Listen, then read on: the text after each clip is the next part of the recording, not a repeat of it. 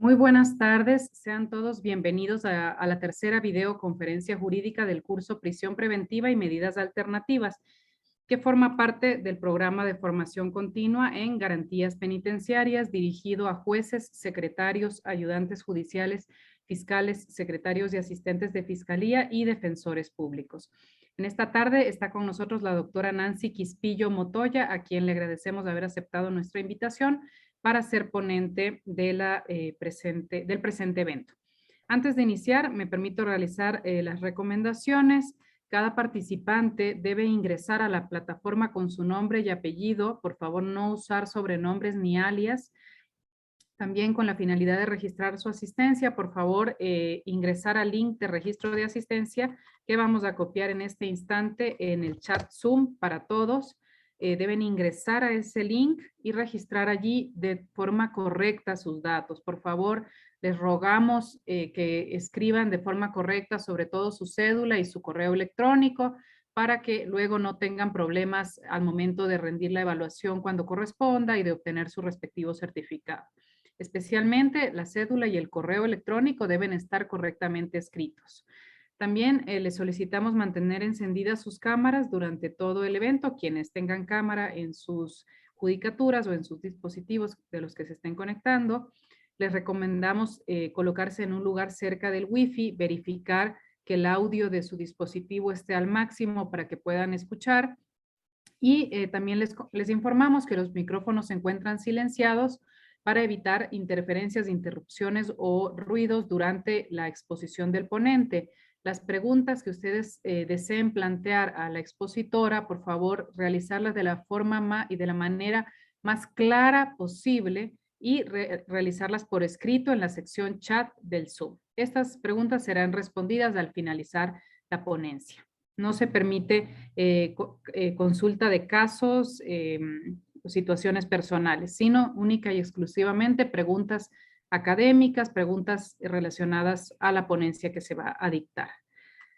Bien, vamos a presentar a la doctora Nancy Quispillo Motoya. La doctora es licenciada en Ciencias Políticas y Administrativas y doctora en Jurisprudencia y abogada de los Juzgados y Tribunales de la República por la Universidad Nacional de Chimborazo.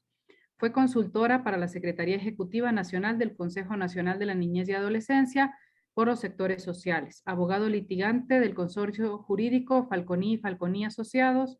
También fue asesora jurídica provincial del Instituto del Niño y la Familia, entidad privada, abogado 1 del Instituto de la Niñez y la Familia, entidad pública adscrita al MIES, juez de familia, mujer, niñez y adolescencia de ALAUCI y actualmente es juez multicompetente en ALAUCI. También es cursante en el Instituto Colombiano de Derecho Procesal, ICDP. Bienvenida, doctora Nancy Quispillo. Tiene usted la palabra para el desarrollo de la ponencia sobre revocatoria y sustitución de la prisión preventiva. Buenas tardes. Buenas tardes, ¿me escuchan? ¿Tengo el audio correcto? Bien, sí, le escuchamos. Bien. Buenas tardes, agradeciendo en primer lugar a la doctora Angelia Vilés por la invitación a compartir en esta tarde cierta temática que se nos ha indicado. Y además también agradecer la comparecencia de todos los compañeros. Entiendo yo que estamos en frente a un auditorio bastante técnico, científico, jurídico, y por lo tanto esta tarde lo vamos a tratar de hacer de la manera más fácil posible para poder llevar este conversatorio, buscar algunas temáticas en las que podamos tener puntos de quiebre y puntos de coincidencia. Para iniciar, doctora Angelia, si me permite compartir pantalla, a fin de que podamos, no sé Sí, si para... ya puede compartir pantalla en este momento. Muchas gracias. Gracias. A fin de, creo que precisamente en el tema que vamos a abordar, es importante recordarnos que los operadores de justicia siempre estamos frente a temas sociales humanos y que el hecho de ser operador de justicia no nos quita la calidad de ser humano y por lo tanto la empatía que debemos tener frente a las situaciones que se ponen a nuestras judicaturas, en conocimiento de nuestras judicaturas. Entonces, iniciamos. En los últimos años ha sido extraordinario el crecimiento tecnológico y científico que hemos experimentado. Pero también ha sido muy grande la pérdida de los valores morales de nuestra sociedad. Se han producido daños terribles a la naturaleza, muchos de ellos irreparables, y es vergonzosa la corrupción que desde el poder se ha filtrado a toda la sociedad. Más que una crisis económica, diría que estamos atravesando una crisis de modelo de vida. Y sin embargo, sorprende el conformismo con el que parte de la sociedad lo contempla, como si se tratara de una pesadilla de la que tarde o temprano despertaremos. Espectadores y víctimas, parecemos esperar que nos salven aquellos mismos que nos han llevado hasta aquí. Es necesario que recuperemos los valores democráticos y morales que han sido sustituidos por la vileza y la avidez del mercado, donde todo tiene un precio, donde todo se compra y donde todo se vende. Es un derecho y una obligación restaurar la memoria y reclamar un futuro para una juventud que necesita reconocerse y ser reconocida. Tal vez no sepamos cuál es el camino. Tal vez no sepamos por dónde se llega antes. Pero sí sabemos qué caminos son los que no debemos volver a tomar. Espero que ustedes, gente buena, excluida y tolerante, sabrán juzgar mis palabras con su intención, más que por la manera en que he sido capaz de expresarme. Mientras tanto, que los músicos no paren de hacer sonar sus instrumentos y que los poetas no dejen de alzar la voz. Que los gritos de la angustia no nos vuelvan sordos y que lo cotidiano no se convierta en normalidad capaz de volver de piedra a nuestros corazones. Muchas gracias.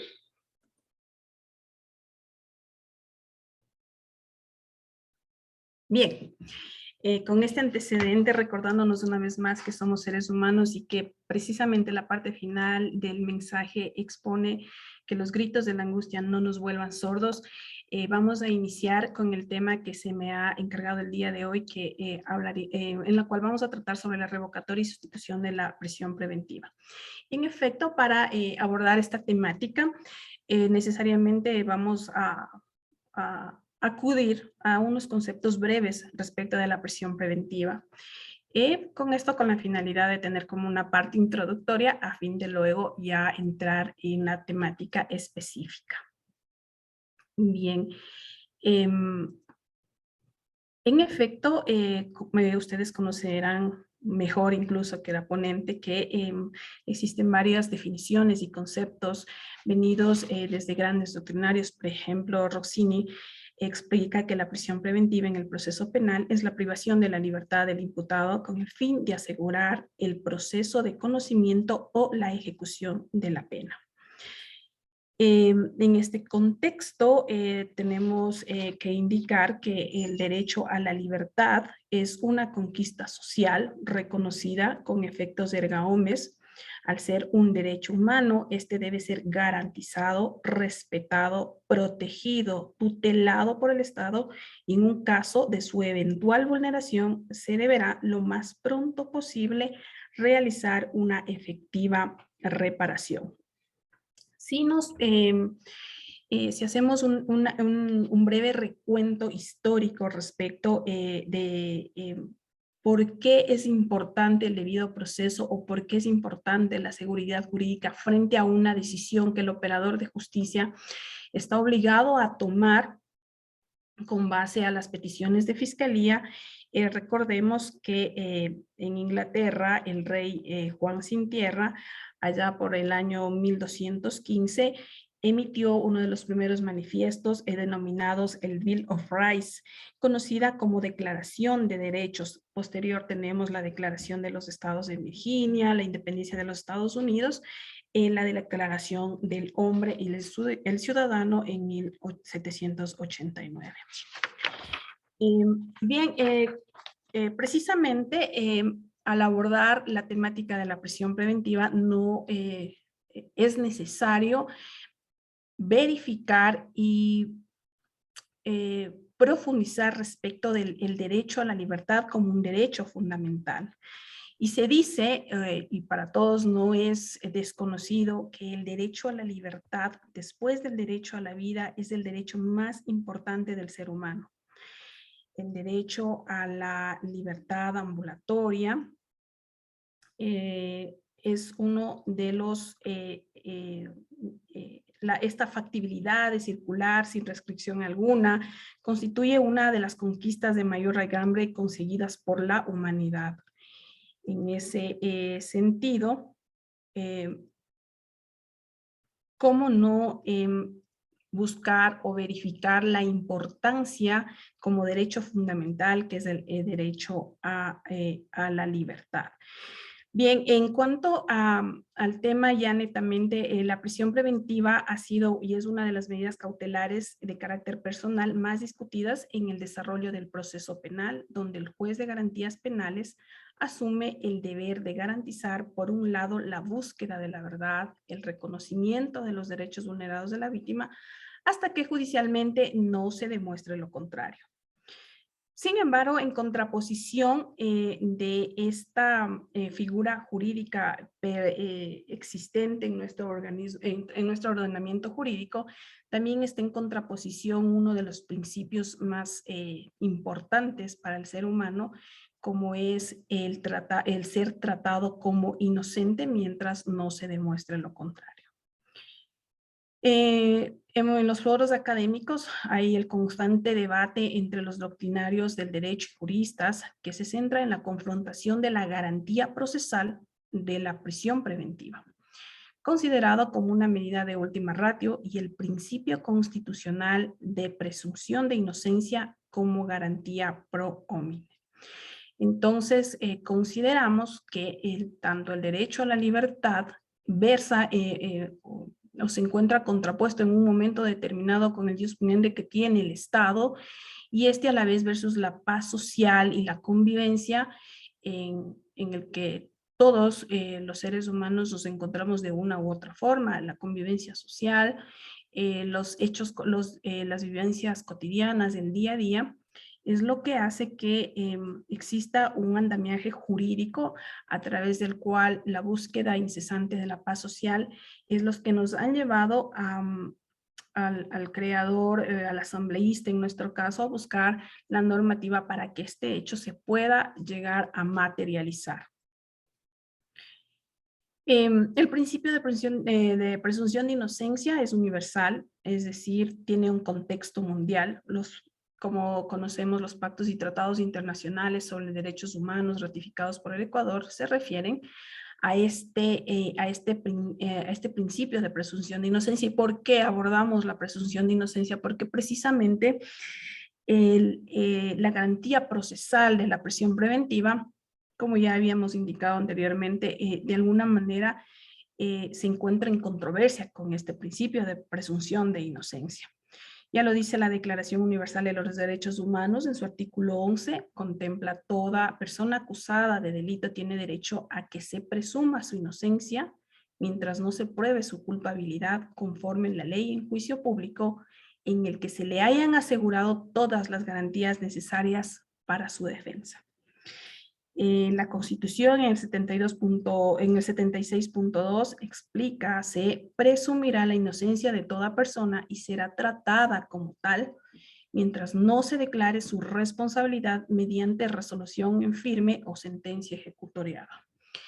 Jueces de primer nivel, como es el caso de la experiencia que compartimos en esta unidad multicompetente, en efecto, al momento de dictar, por ejemplo, en los casos que se nos permite, en materia de tránsito, se me viene a la mente, una sentencia condenatoria, no por eso significa que se ha roto para siempre el principio de inocencia, porque tenemos los procesos impugnatorios, incluso en segundo nivel, ante una ratificatoria de la sentencia condenatoria. Existen los mecanismos de casación, y mientras la sentencia no se encuentre ejecutoriada, sigue sobreviviendo este derecho o este principio de presunción de inocencia. claramente establece que únicamente cuando exista la resolución firme o sentencia ejecutoriada es cuando se rompería o se acabaría este derecho o este principio de presunción de inocencia. Mientras tanto, sobrevive y ya para más adelante verificaremos que la sobrevivencia de este principio de presunción de inocencia hace o da la cabida para que se pueda revocar o sustituir una medida cautelar de carácter personal como es la prisión preventiva.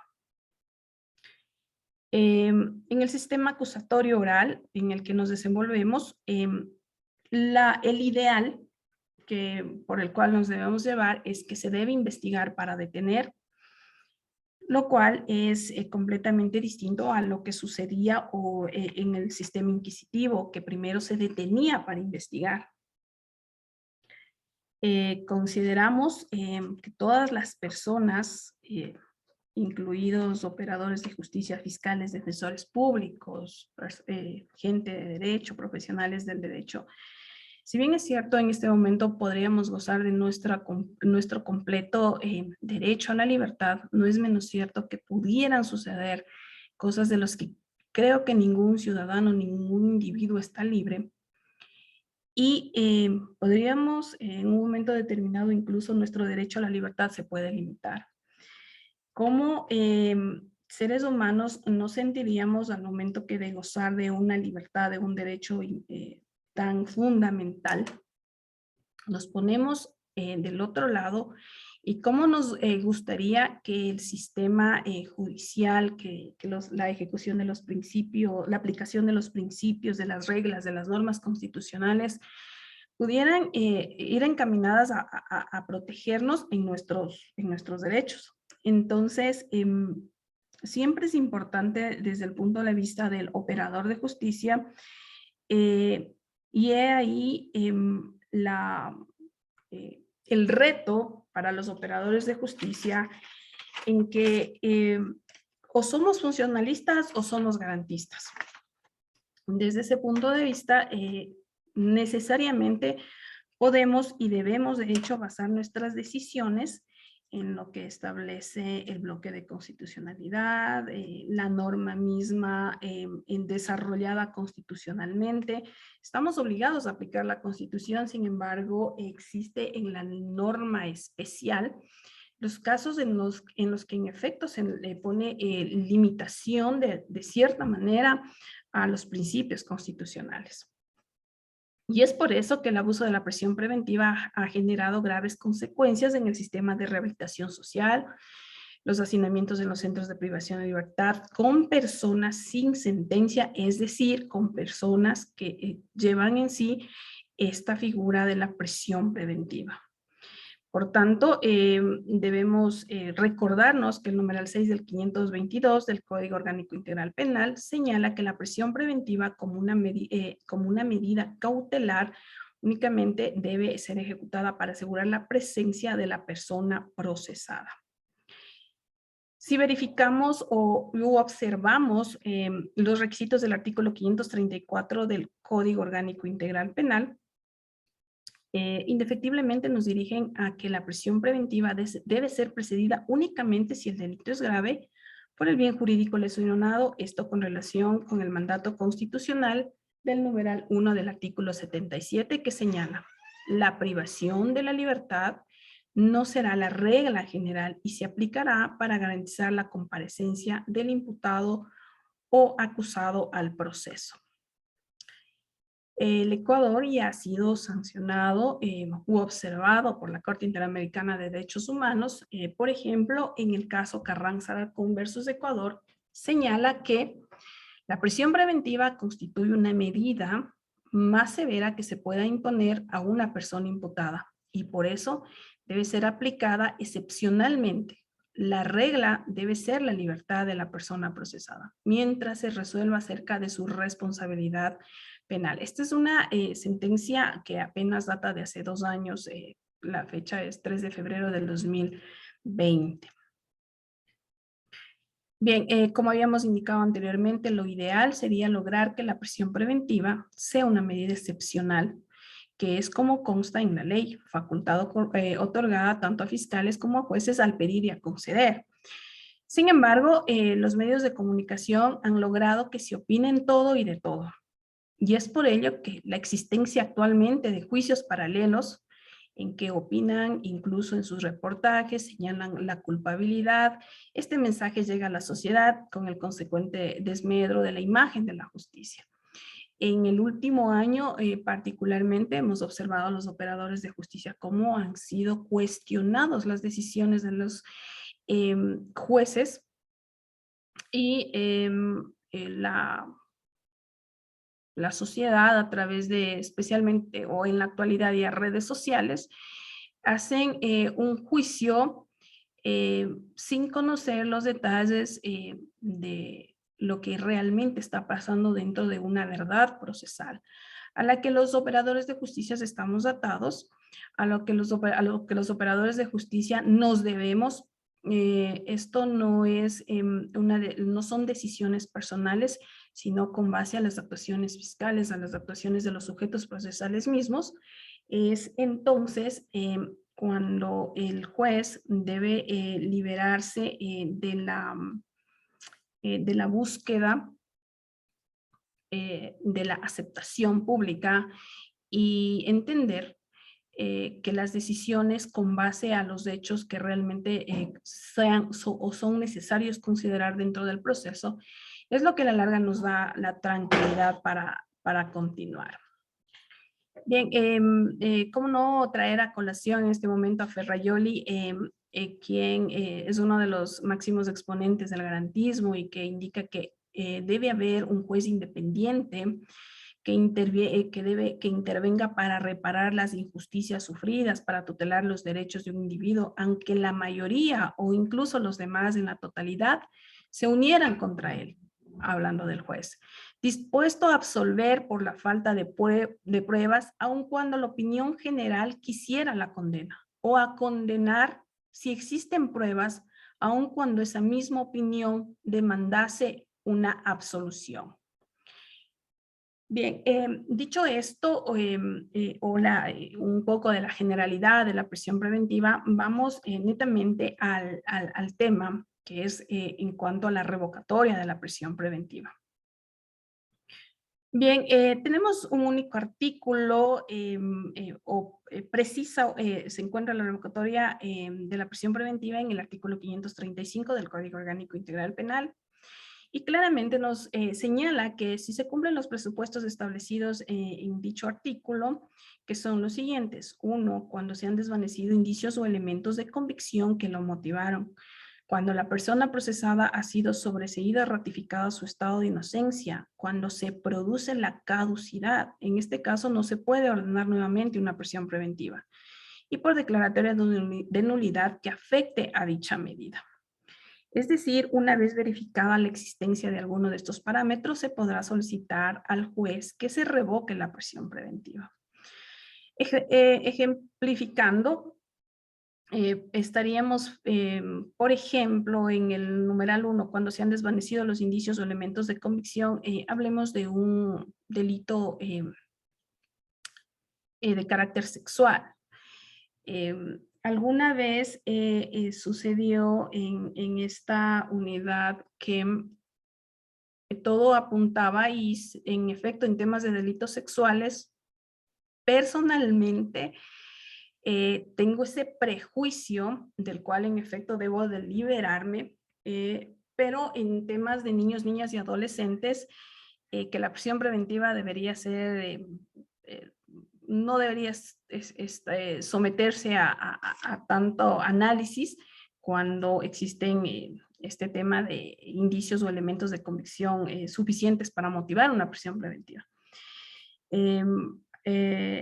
Sin embargo, en la experiencia va generando unos niveles de conciencia o de percepción distintos a los que como personas o como que la formación propia nos ha indicado que sería la protección máxima del niño, niña o adolescente, por cuanto se encuentra no solamente en grupos de atención prioritaria, sino que puede haber una doble o incluso triple situación de vulnerabilidad.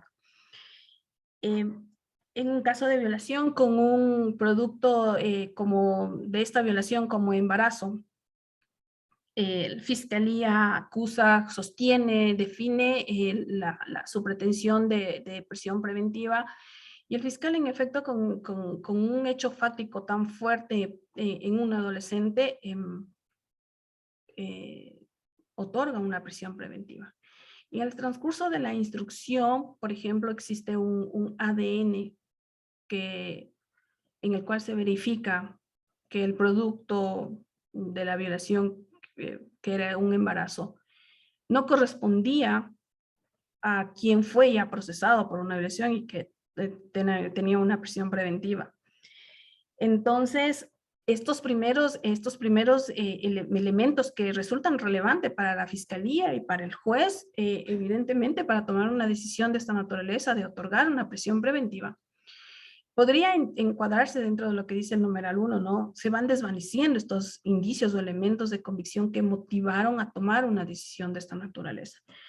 Y es por aquello que tanto la doctrina, la jurisprudencia, los informes sobre uso de la prisión preventiva consideran que la prisión preventiva debe ser revisada oportunamente y este derecho tan importante como es el de la libertad.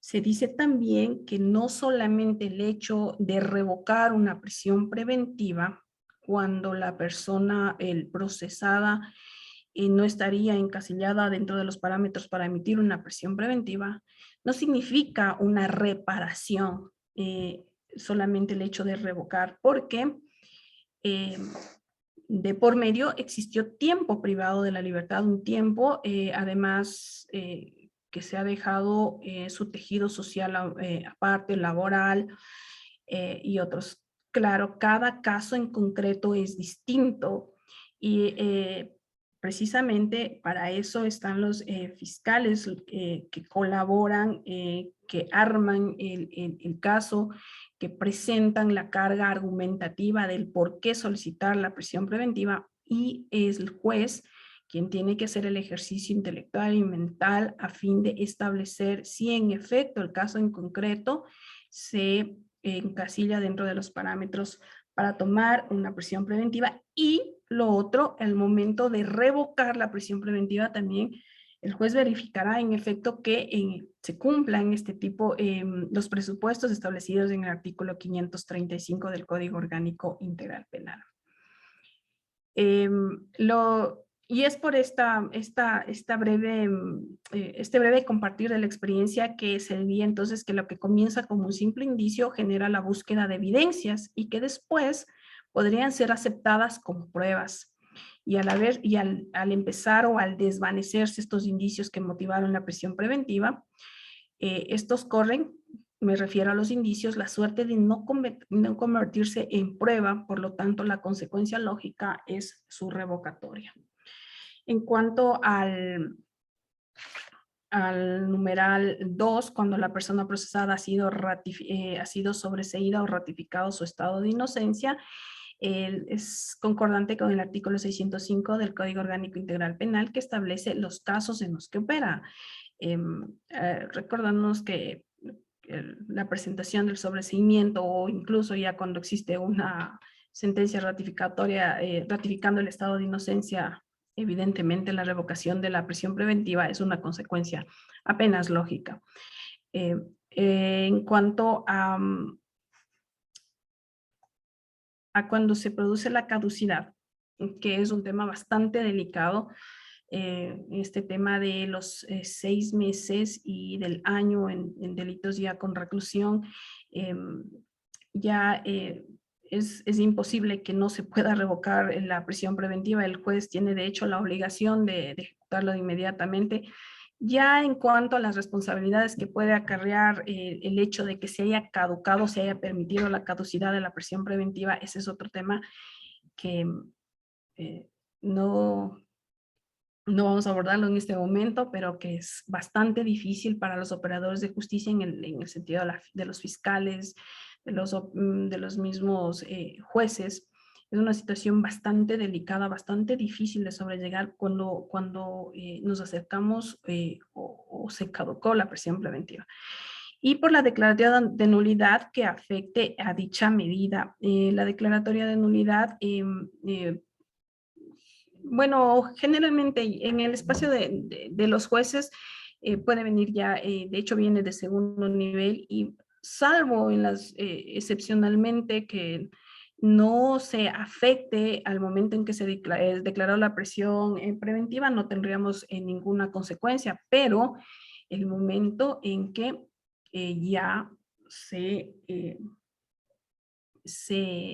existe esta declaratoria de nulidad y en la que ya afecte netamente la prisión preventiva, y inmediatamente se debe revocar la misma.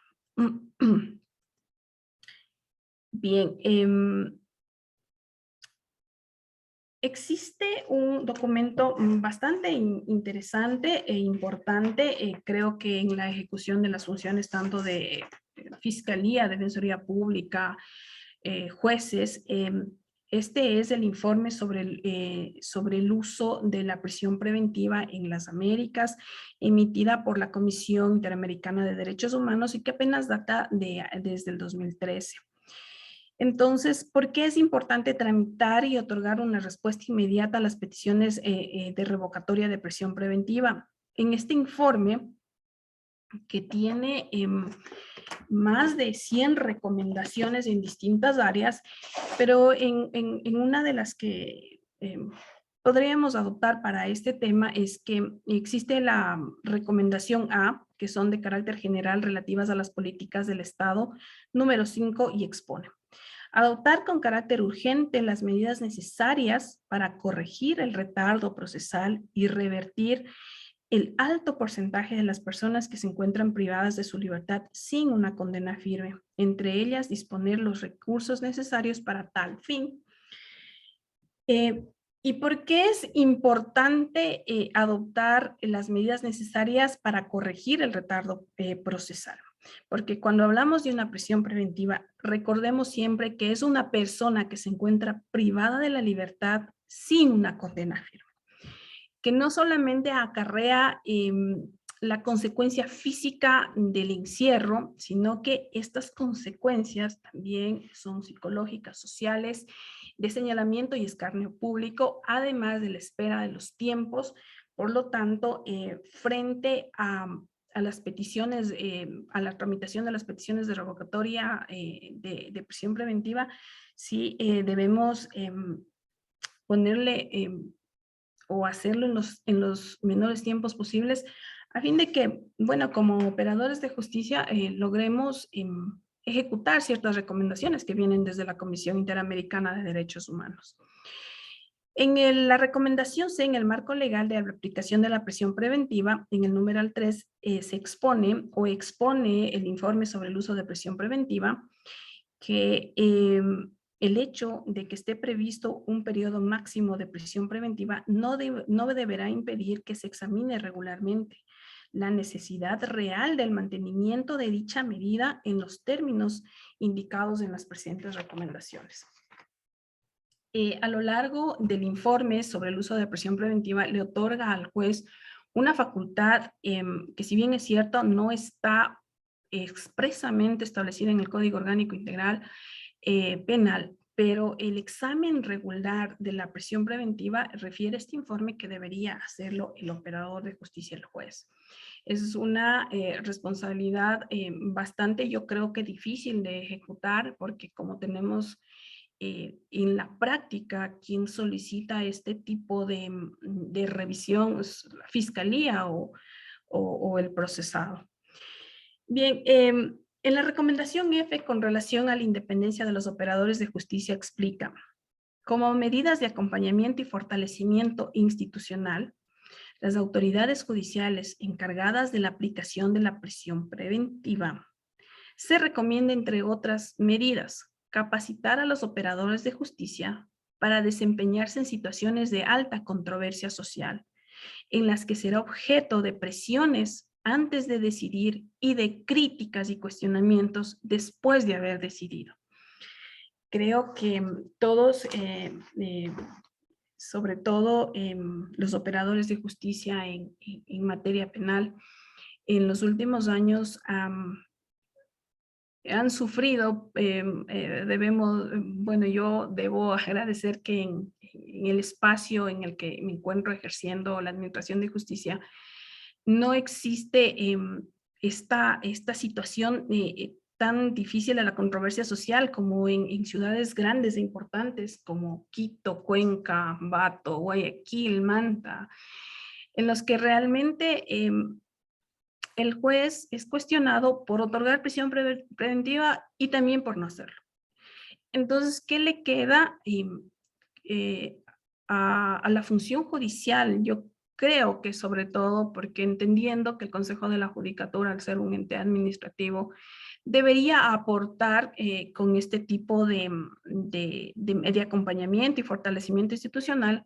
Sin embargo, la función judicial son los operadores de justicia quienes vivimos el día a día los cuestionamientos y deberíamos buscar los mecanismos para fortalecernos como institución, como autoridades judiciales y entender que el operador de justicia en un momento determinado puede estar sujeto a un proceso o en una causa de alta controversia. Y que claro, en efecto, las presiones existen, que las críticas, los cuestionamientos están presentes. Y por lo tanto, en el 2013 ya el informe sobre el uso de prisión preventiva de las Américas ya hace este tipo de recomendación a los estados. Nosotros como estados deberían, de hecho, cumplirse dichas recomendaciones, pero lamentablemente en nuestro día a día, más bien el escarnio público a los operadores de justicia se está volviendo más fuerte. Bien, en cuanto a la sustitución de la prisión preventiva, se nos indica constitucionalmente que en cualquier etapa del proceso se puede solicitar la sustitución de la prisión preventiva, pero hay una contradicción dentro del rango constitucional versus lo que señala el Código Orgánico Integral Penal, que refiere no cabe la sustitución en infracciones sancionadas con pena privativa de libertad a 5 años.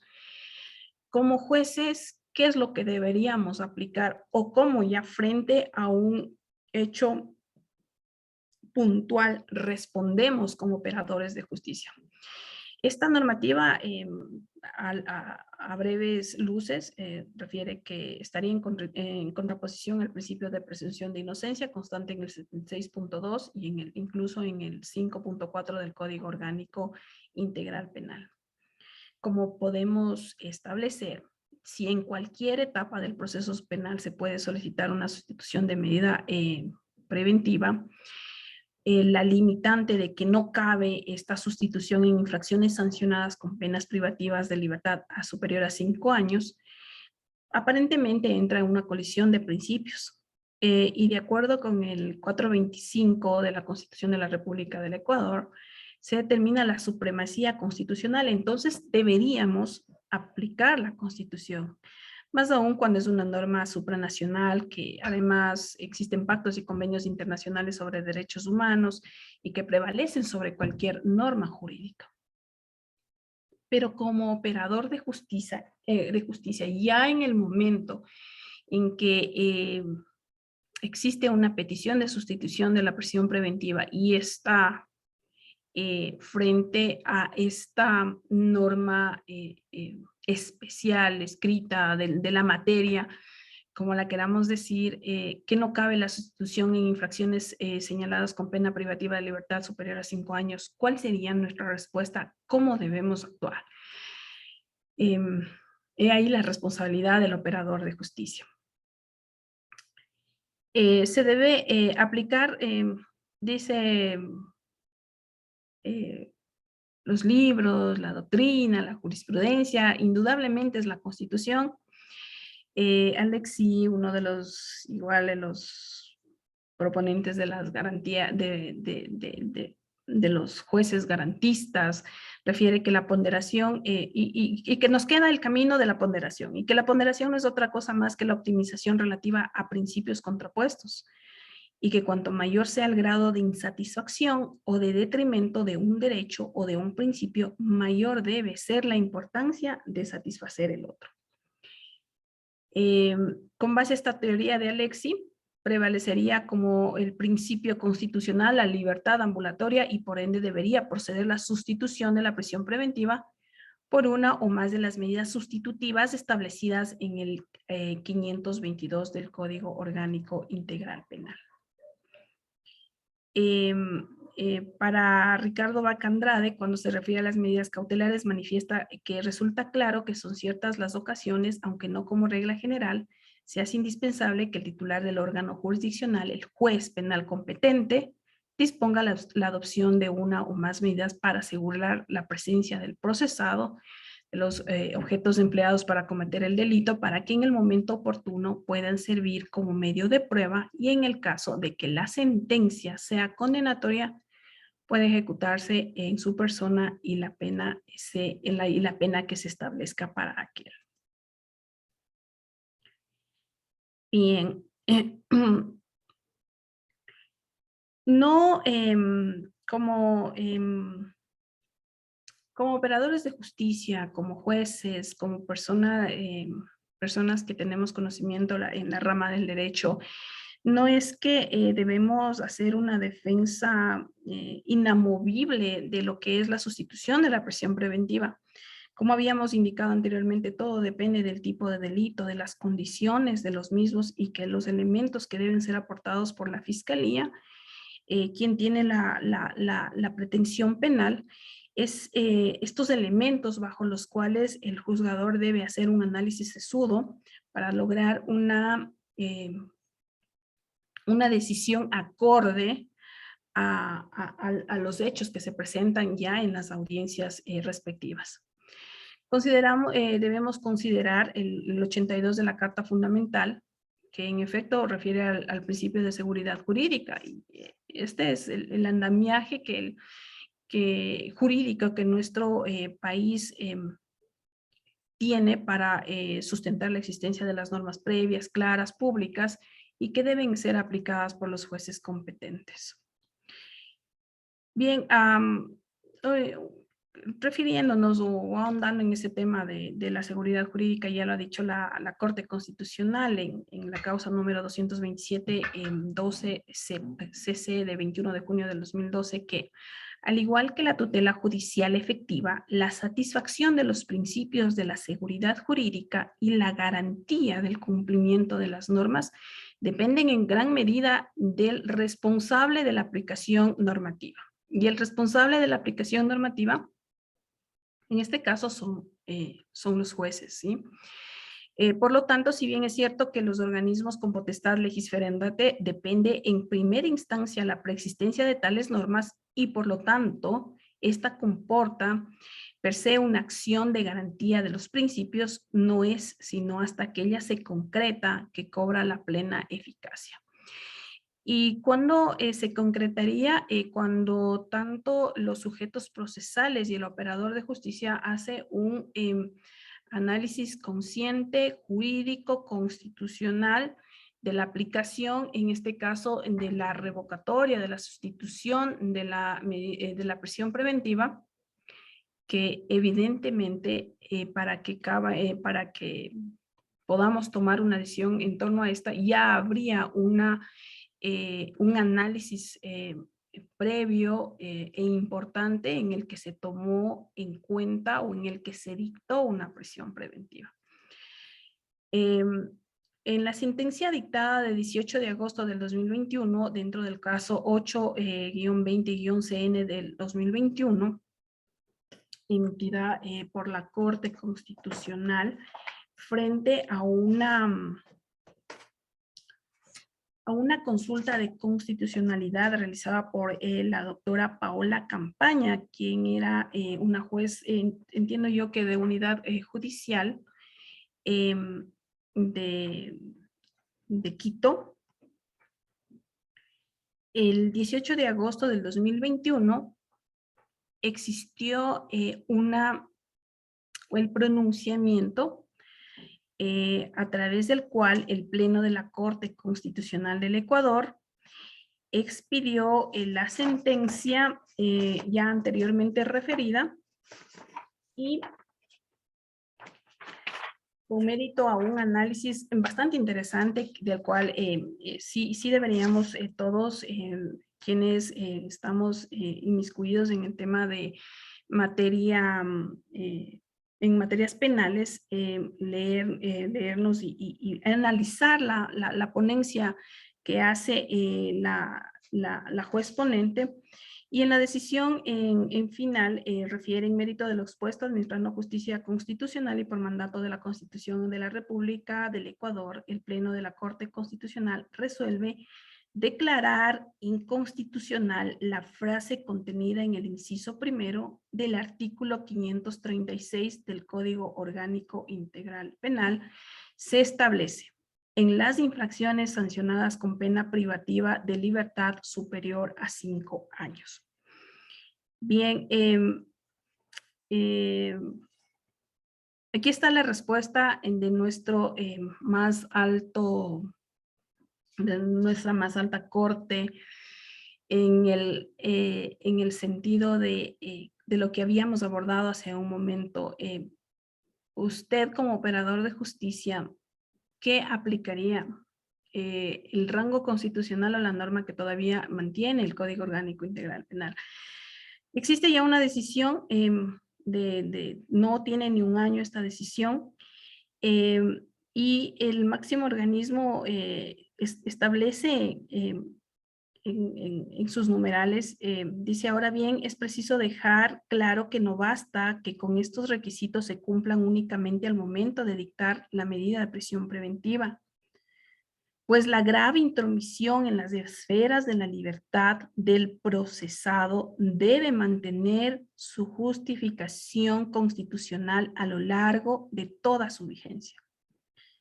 Esto debido a que en el transcurso del tiempo efectivamente puede provocar que la prisión preventiva se torne arbitraria, incluso si al momento de su adopción no existía tacha alguna. Y sigue en su razonamiento bastante garantista, prohomine, y dice así: ante la modificación de las circunstancias que inicialmente fundamentaron la prisión preventiva, es posible que deje de ser constitucionalmente admisible. En tal sentido, la restricción a la libertad puede tornarse innecesaria por la concurrencia de hechos o evidencias nuevas que provoquen que otras medidas menos gravosas resulten igualmente idóneas para salvaguardar la eficacia del proceso penal. Más aún, incluso si no existen hechos o evidencias nuevas, el mero transcurso del tiempo puede alterar el examen inicial de proporcionalidad de la medida adoptada previamente. Aquí entramos en precisamente lo que habíamos dicho hace un momento. Para revocar o para sustituir una medida de prisión preventiva, es evidente que previo debió tomarse la decisión de adoptar la prisión preventiva. Y ahí ya el operador de justicia hizo el examen inicial de proporcionalidad. Lo que la Corte Constitucional nos da una tarea o nos llama a ejecutar como operadores de justicia es que debemos verificar en el transcurso del tiempo si este examen inicial de proporcionalidad sigue siendo o sigue existiendo al momento. Entonces, entiendo yo, haciendo un breve cotejamiento con el informe sobre el uso para la prisión preventiva en las Américas versus esta sentencia en el caso número 820 CN, que nuevamente existe este criterio de que sería el juez quien debería estar revisando si la medida de prisión preventiva en efecto sigue siendo proporcional en el transcurso del tiempo. Bien,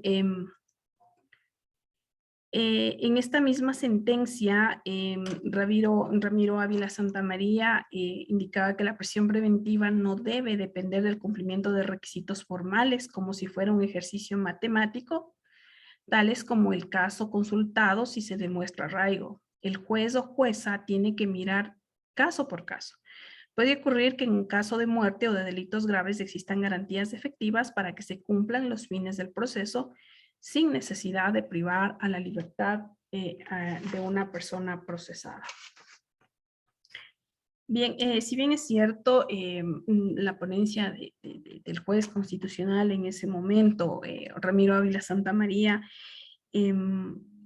va dirigida netamente a verificar o a indicar que los operadores de justicia estaríamos realizando ejercicios matemáticos y solamente aplicando fríamente o calculadamente para tomar decisiones con base a la prisión preventiva. No es menos cierto que es un catedrático admirable, desde luego. Sin embargo, los operadores de justicia, sobre todo en primer nivel, sí nos encontramos frente a situaciones ya en las que toca decidir en las audiencias.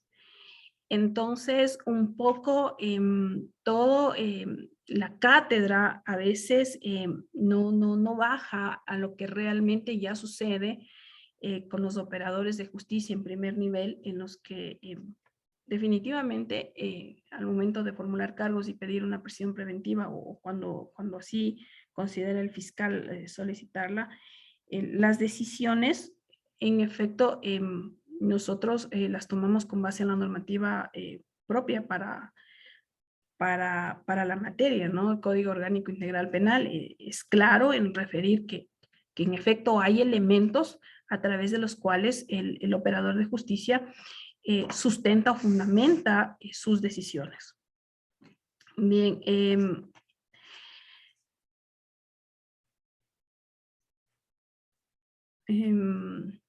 Binder decía que el derecho es un instrumento al servicio de las personas y de sus problemas, que la dignidad humana es algo extremadamente valioso, que la libertad, la igualdad y la fraternidad siguen siendo un ideal hermoso.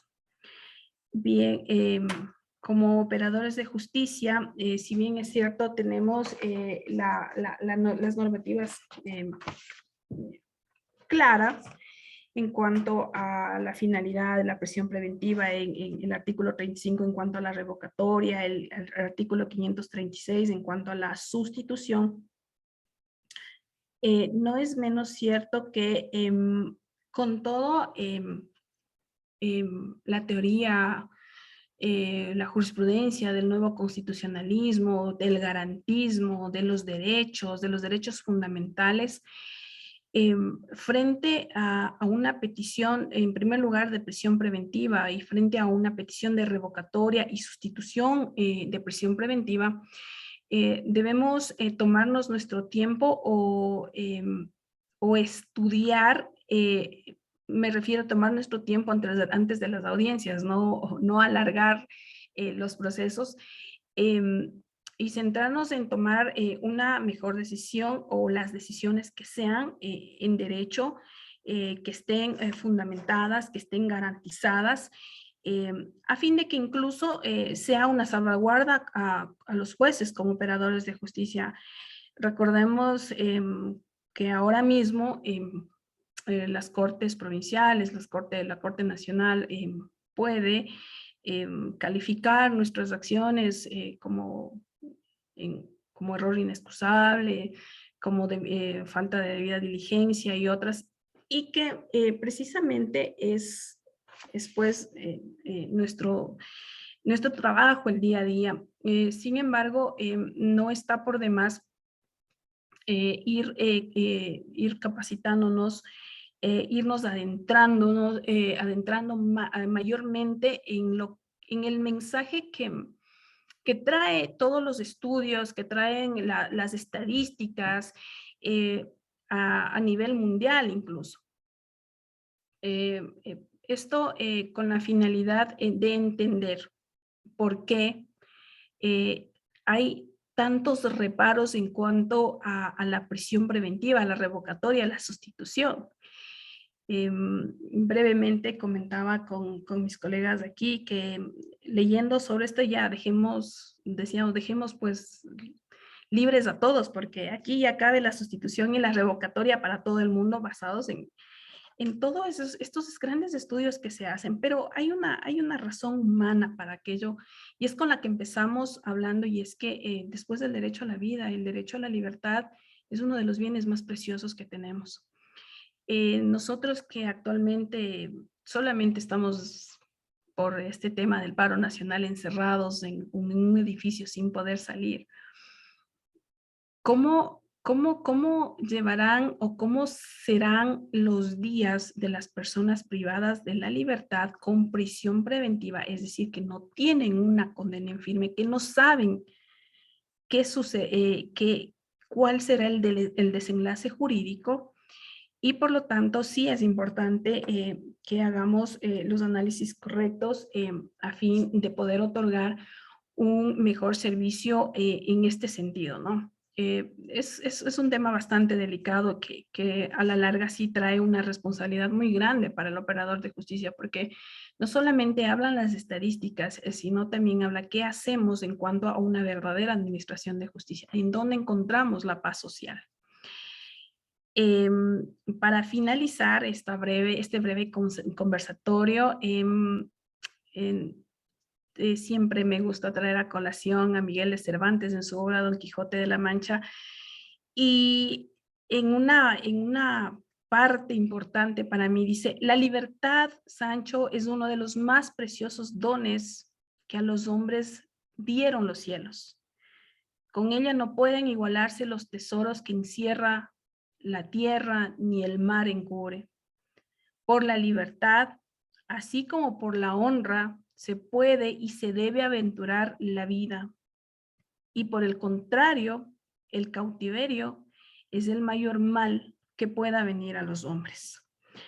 Por tanto, siempre es importante ponernos del otro lado, aunque, bueno, yo que creo en Dios, con la gracia de Dios, esperamos no estar del otro lado. Sin embargo, como habíamos empezado diciendo con el mensaje de Serrat, acordémonos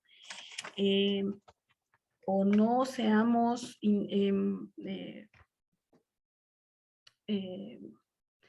fríos frente a los gritos de angustia, que no nos vuelvan sordos. Entonces, cuando tengamos en nuestras manos decisiones como estos en cuanto a la revocatoria o a la sustitución, incluso el tema de la prisión preventiva mismo, debemos considerar que estamos netamente hablando de uno de los derechos más importantes del ser humano. Esto es lo poco que hemos podido trabajar en esta tarde. Les agradezco a todos por su atención, y también a la doctora Angelia Vilés por la oportunidad de aportar con un pequeño granito de arena en nuestra formación continua. Además, también agradecer a mis compañeros de unidad judicial y al doctor Humberto Peñafiel, quien siempre aporta desde su experiencia y también su vasto conocimiento en materias penales. Eso es todo, doctora Angelia. Gracias. Gracias, doctora Nancy.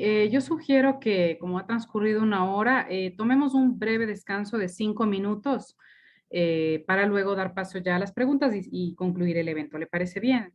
Perfecto, doctora. Ya, entonces desde este momento iniciamos una pausa de 5 minutos. Muchísimas gracias. Gracias, Les recordamos doctora a los participantes que el link de registro de asistencias está copiado en el chat. No es necesario que registren, que escriban sus datos personales en la sección del chat. Únicamente deben ingresar al link que está allí indicado y colocar, registrar allí en ese link sus datos. Por favor, poner énfasis en colocar de forma correcta su cédula y su correo institucional para que no tengan problemas en el momento de realizar la evaluación o de obtener el certificado en los procesos académicos. Nuevamente reiterarles que el link de registro de asistencia está copiado en la sección del chat, por lo que no es necesario que escriban sus datos personales de forma manual en el chat, ya que únicamente se considera el registro de las personas que se hayan ingresado al link y hayan registrado allí sus datos. Muchísimas gracias.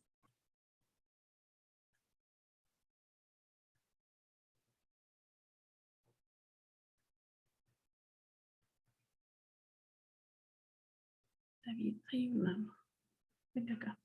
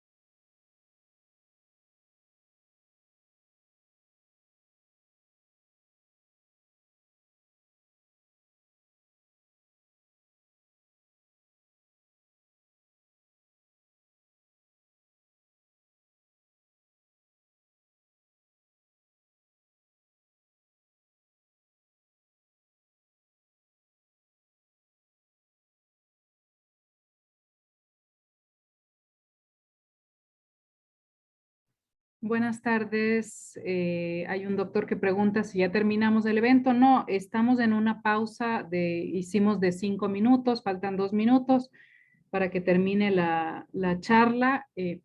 Perdón, para que termine la pausa que hemos hecho y reanudamos el evento. Por favor, tengamos un poquito de paciencia y hicimos esta pausa para descansar 5 minutos y retomamos en breve el evento. Gracias.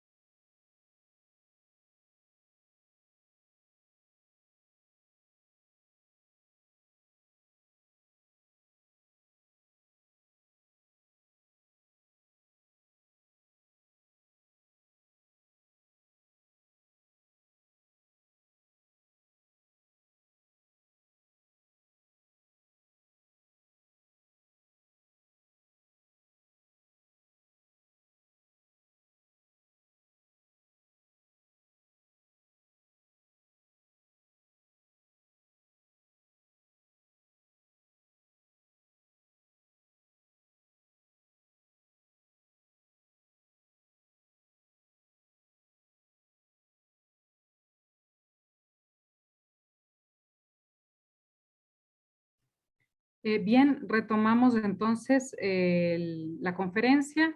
A continuación, voy a dar lectura a las preguntas que se han planteado a través del chat Zoom. La primera dice, El artículo 535 del COIP indica que la prisión preventiva se revocará cuando se han desvanecido los indicios o elementos de convicción. ¿Cuáles serían esos indicios de que habla la norma? Ahorita la escuchamos, doctora Nancy. Ahorita sí. Ya, muchas Gracias. gracias, Angelia. Sí, bueno, los indicios como mayormente conocemos tienen que ser unívocos, concordantes, varios, que se dirija a un solo fin. Como habíamos expuesto, por ejemplo, un tema de delito sexual, como es una violación con un producto de un embarazo, desde la experiencia indicaba, ¿no?, que había indicios suficientes como para tomar o disponer una prisión preventiva. Y de pronto, al momento de la expulsión del producto, del alumbramiento, resulta que la persona ya con prisión preventiva, basados en los hechos fácticos, resulta que en el ADN no correspondía. Entonces, al momento en que estos indicios ya no son concordantes, ya no son unívocos, ya no son varios, porque no puede ser solamente un indicio, en efecto, la norma establece, ¿no?, en el artículo 535, como bien dice una pregunta, cuando se han desvanecido los indicios o elementos de convicción que lo motivaron. Habíamos referido que un indicio podría en el futuro tener una fuerza de prueba, y si es que el indicio se va desvaneciendo, esta prueba que llevaría a una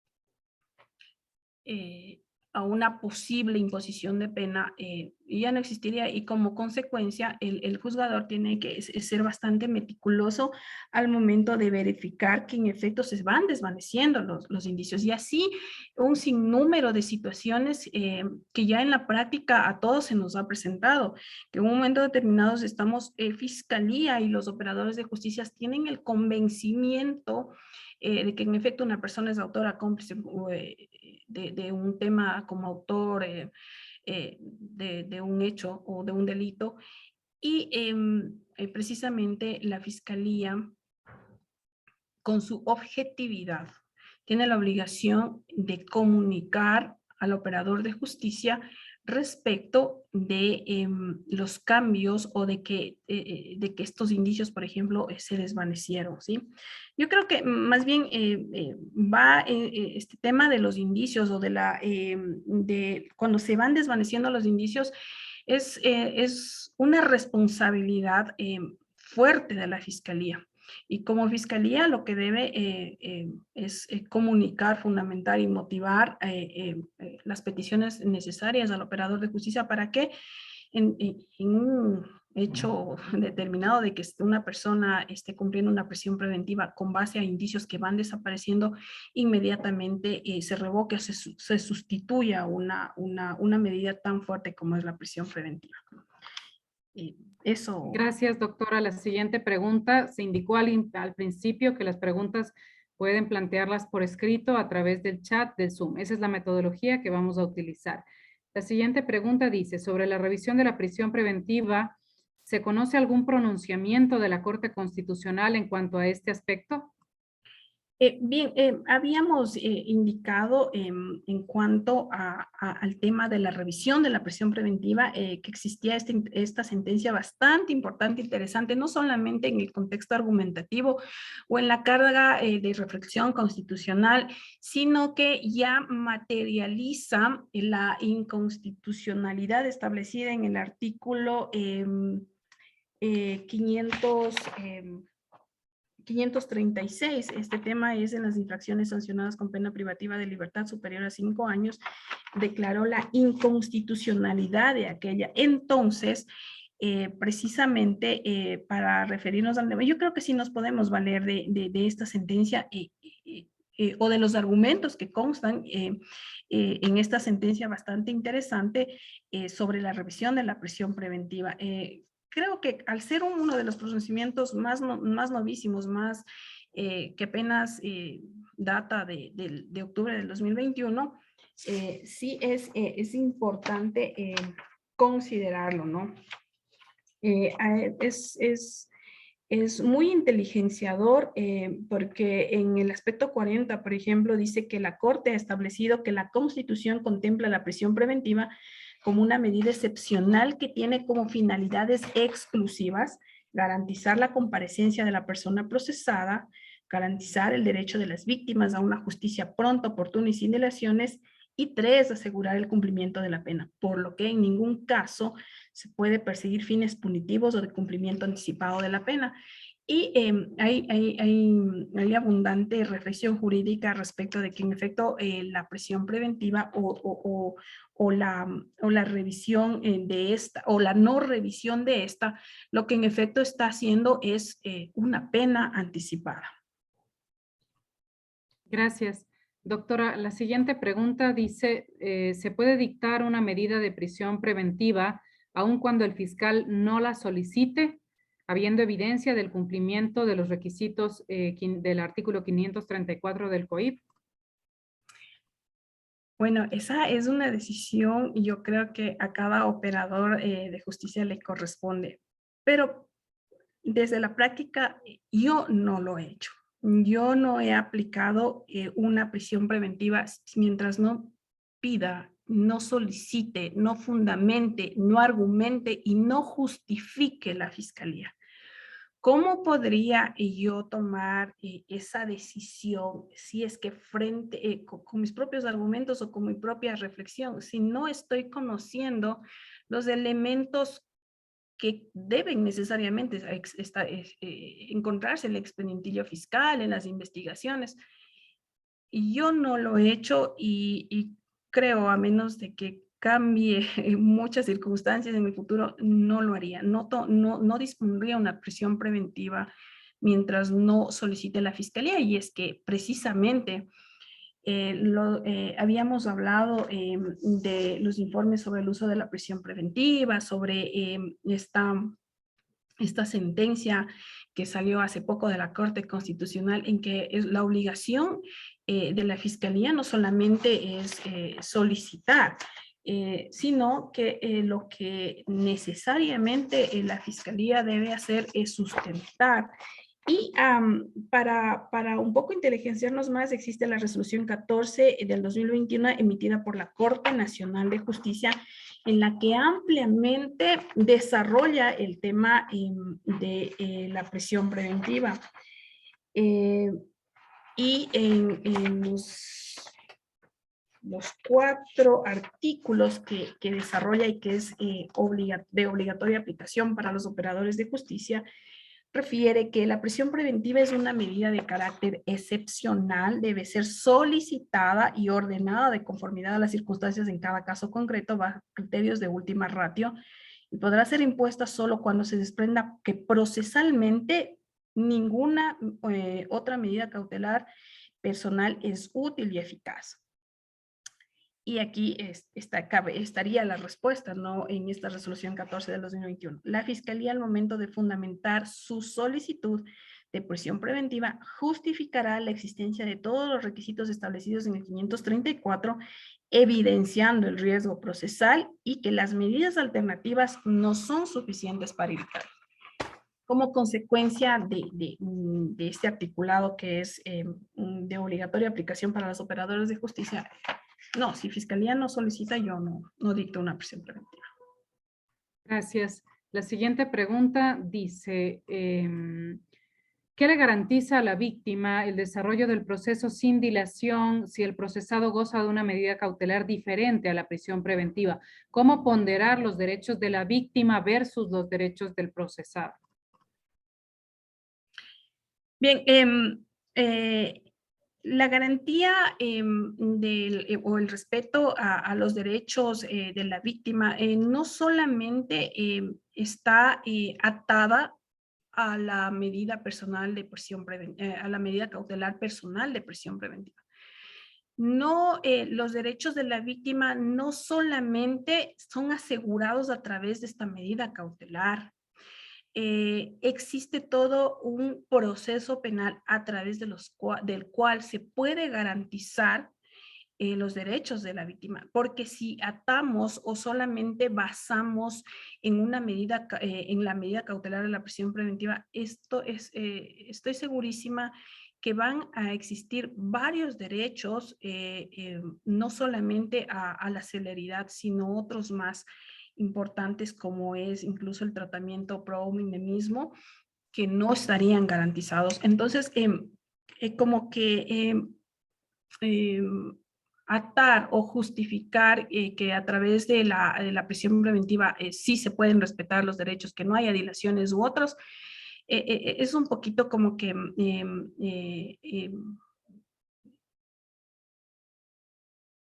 muy, muy fuerte solamente para el tema de o darle mucha fuerza al tema de la medida cautelar, cuando tenemos todo un proceso penal en los que desde el principio se deben garantizar los derechos de las víctimas y del procesado. Entonces, claro, existen los mecanismos y claro, la creatividad del operador de justicia, no solamente del juez, sino también de los fiscales al momento de ejecutar un proceso adecuado, que no sufra nulidades, que en su desarrollo mismo no se permita ningún tipo de dilación u otros. No solamente, insisto, está en el tema de la medida cautelar. Gracias. La siguiente pregunta dice, ¿se puede convocar audiencia para revocar una prisión preventiva por el juez que dictó el llamamiento a juicio cuando la causa no ha pasado al tribunal por encontrarse prófugo el procesado? A ver, perdón, no le escuché Sí, bien la última. le repito la pregunta. Dice, bueno, sí, por eso le solicitamos a veces un poco escribir las preguntas de la forma más clara posible, porque es un poco confusa. Dice, ¿se puede convocar audiencia para revocar una prisión preventiva por el juez que dictó llamamiento a juicio cuando la causa no ha pasado al tribunal por encontrarse prófugo el procesado? Sí, sí, sí. Yo sí creo, yo considero que se puede convocar a una audiencia de revisión de prisión preventiva, que es lo que entiendo, ¿no? Y precisamente ahí radicaba la fuerza de los argumentos presentados en los informes, en los distintos instrumentos que son y deben ser objeto de estudio por parte de los operadores de justicia, si la causa no ha sido todavía llevada a tribunal. Si no ha sido llevada a tribunal, entiendo que la competencia del juez no ha terminado el momento en que todavía no ha llegado a tribunal penal. Gracias. Doctora, la siguiente pregunta dice, ¿puede el juez que no esté de acuerdo con el fiscal que no pida la prisión preventiva mandar a oficiar a control disciplinario al fiscal? ¿Puede el juez que no esté de acuerdo con que el fiscal no pida la prisión preventiva mandar a oficiar a control disciplinario al fiscal solamente por no haber solicitado prisión preventiva? No, yo creo que esas son otras atribuciones que realmente no competiría a los operadores de justicia como tal, solicitar oficios o mandar a control disciplinario. Son situaciones ya de carácter administrativo que al menos a mi consideración no considero ni sano, ni creo que estemos dentro ni creo que esté dentro de las funciones de jurisdiccionales emitir tal tipo de peticiones a control disciplinario. Cada fiscal, cada juez sabe cómo lleva los procedimientos y claro, para que haya control disciplinario están otros mecanismos que no considero que sea el juez quien debería realizar. Particularmente, personalmente no lo haría. Yo sí creo que hay otro tema necesariamente administrativo para este tipo de respuestas. Gracias. La siguiente pregunta dice, ¿cuáles son las diferencias entre sustitución, revocación y revisión de prisión preventiva? A ver, la revocatoria de la prisión preventiva, como habíamos dicho, tienen 4 elementos que son, ya los habíamos dicho, cuando se han desvanecido los indicios, cuando la persona procesada ha sido sobreseída o ratificada su estado de inocencia, cuando se produce la caducidad y por declaratoria de nulidad que afectara a dicha medida. Necesariamente en cuanto a la sustitución, existe no solamente un tema de semántica en cuanto a la revocatoria y sustitución. La sustitución de la medida de la prisión preventiva entendemos que es una nueva decisión versus a una ya tomada por el mismo operador de justicia, entenderíamos respecto de la prisión preventiva. Y la sustitución trae como consecuencia de que si se incumple esta medida sin necesidad de audiencia, sin necesidad de nuevamente realizar argumentos o reflexiones jurídicas, inmediatamente se deje sin efecto la medida sustitutiva y se ordene la prisión preventiva, ¿sí? Entonces la sustitución viene al el momento en que nosotros cambiamos una prisión preventiva y le sustituimos por las constantes en el, si no estoy mal, en el 522, que son la prohibición de ausentarse, la obligación de presentarse periódicamente, el arresto domiciliario, el dispositivo, y ahí tenemos ya la prisión preventiva. Entonces, tenemos todas estas 4 modalidades que podemos aplicar para no disponer la prisión preventiva, pero el momento que ya hay una prisión preventiva y se sustituye por una de ellas de faltarse o de no cumplirse inmediatamente sin necesidad de audiencias, como si lo necesitamos para la prisión preventiva, inmediatamente se revoca y se dispone nuevamente la prisión preventiva. En cambio, la revocatoria tiene prácticamente daría fin a la prisión preventiva. En la revocatoria no le puedo ni siquiera sustituir al momento de que una persona es sobreseída o ratificada el estado de inocencia. Es como lógico que no le puedo poner una sustitución, sino que llega a su fin prácticamente la medida cautelar. En cambio, la sustitución no llega al fin la medida cautelar, sino que pueden haber otras, ¿no? Eso. Gracias. La siguiente pregunta dice, ¿puede un juez dictar una medida distinta a la solicitada por el fiscal? Sí, sí. ¿Puede un juez dictar una medida distinta a la solicitada por el fiscal? Sí. No me atrevería a ser muy contundente en el hecho de que, por ejemplo, si la fiscalía me pide una prisión preventiva, yo deba, por ejemplo, emitir una prohibición únicamente de ausentarse del país.